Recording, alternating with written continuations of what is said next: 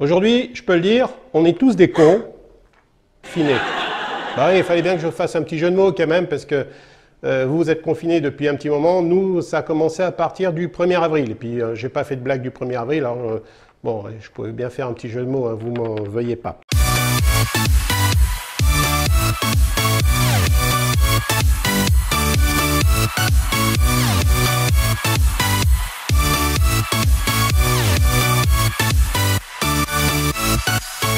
Qu'est-ce qu'on fait pendant qu'on est confiné? On bricole. Moi, en l'occurrence, j'ai choisi de réviser mes vélos et je vous invite à faire la même chose, à graisser la chaîne, graisser les câbles, etc. puisqu'on ne peut pas les utiliser. Donc, révisons nos chers vélos. Et puis, on va pouvoir lire aussi. Quand on est confiné, on peut lire.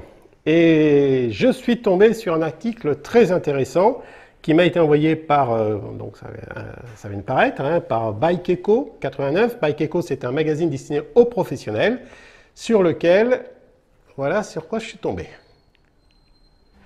Très intéressant. Ça dit quoi?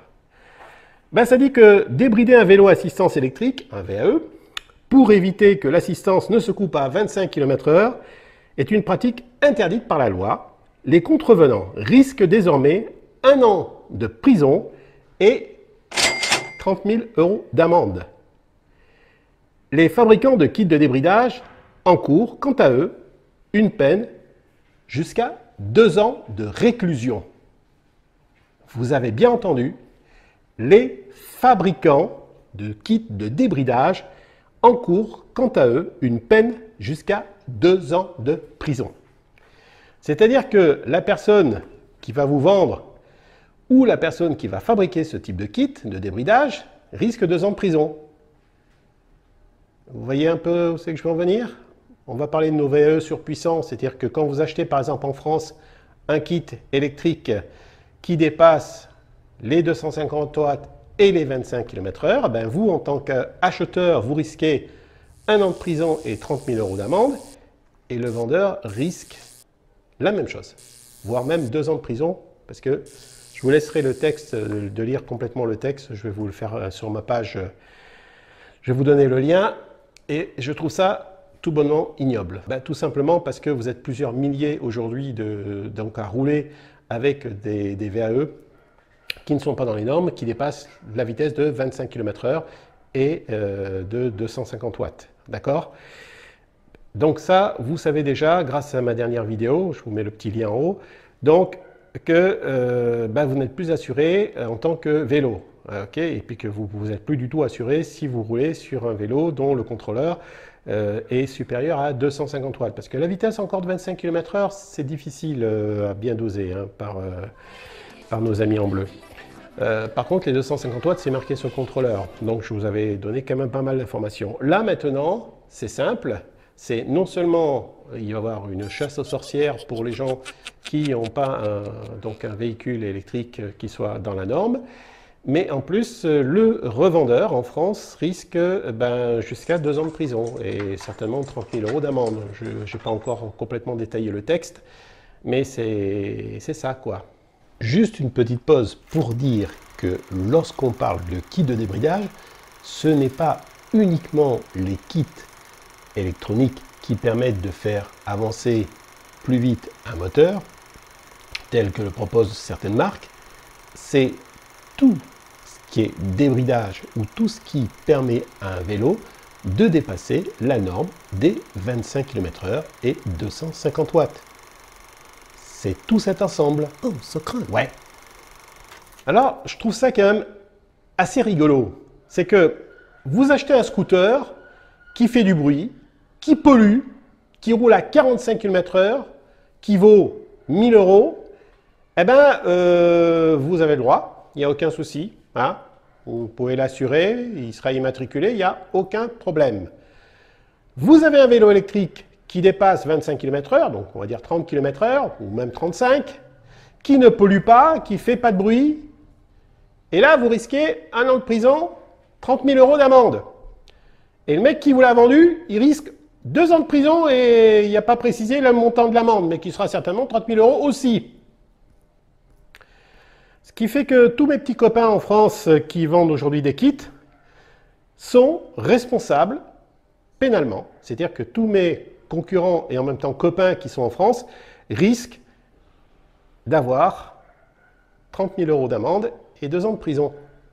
Le particulier, ça sera toléré juste 1 an de prison. Pas mal, hein, comme histoire. Concrètement, vous, en tant que particulier, vous achetez un kit à une société qui est à l'étranger, telle qu'Alibaba, Wish ou eBay Distribution. Vous, en tant que particulier, vous risquez 1 an de prison et 30 000 € d'amende. Alibaba risque rien, Wish non plus, et moi non plus, je risque rien.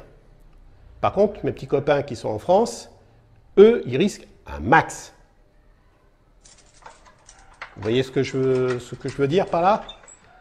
Alors, quelle va être la solution pour pouvoir rouler avec un véhicule électrique qui dépasse, qui n'est pas un VAE, mais qui va être un speed-by, puisque maintenant, ça va être ça, hein, c'est-à-dire ça va être l'équivalent d'un 49.9, ben, il va falloir acheter un vélo électrique qui soit prévu d'office par le fabricant pour rouler plus vite, c'est-à-dire 45 km/h. Puis la puissance, bah, ce n'est pas précisé. Donc on va dire qu'on pourra mettre un contrôleur de 1000 watts ou de 1500 watts, on s'en fout, puisqu'il n'y a pas de puissance. Il faut qu'on soit à moins de 1 cheval, je crois, un truc comme ça. Voilà. Donc bah, vous n'aurez pas le choix, c'est-à-dire que vous devrez payer 5000 € de vélo électrique qui roule à 45 km/h, alors qu'un scooter thermique, ça doit coûter aux alentours des 1000 €. Par contre, vous voyez, c'est-à-dire qu'un vélo électrique qui ne pollue pas va coûter 5000 € et puis un scooter thermique qui, lui, est source de bruit et de pollution, ça coûte que 1000 €. Et vous n'aurez pas d'autre choix, puisque si vous avez un vélo cargo, par exemple, et puis que vous mettez un contrôleur plus puissant, bah, vous risquez 1 an de tôle et 30 000 € d'amende. Conclusion à tous ceux qui vont utiliser un vélo cargo, mettez-vous à vendre du cannabis. Ça rapporte plus et vous risquez beaucoup moins, hein. Je dis ça au passage.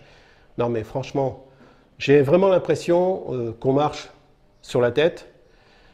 Moi je suis prêt à me regrouper avec d'autres personnes s'il faut faire une pétition, s'il faut faire bouger les choses, parce que franchement je trouve ça ignoble de pénaliser autant la population, de pénaliser autant les gens qui aiment rouler en véhicule électrique.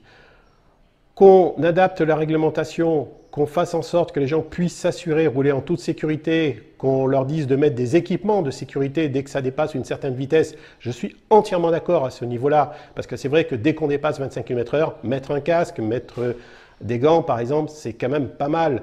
Et puis surtout que maintenant en vélo, bah, on peut mettre, il y a quand même des casques qui protègent bien et qui sont jolis, quoi, qui restent dans l'esprit vélo.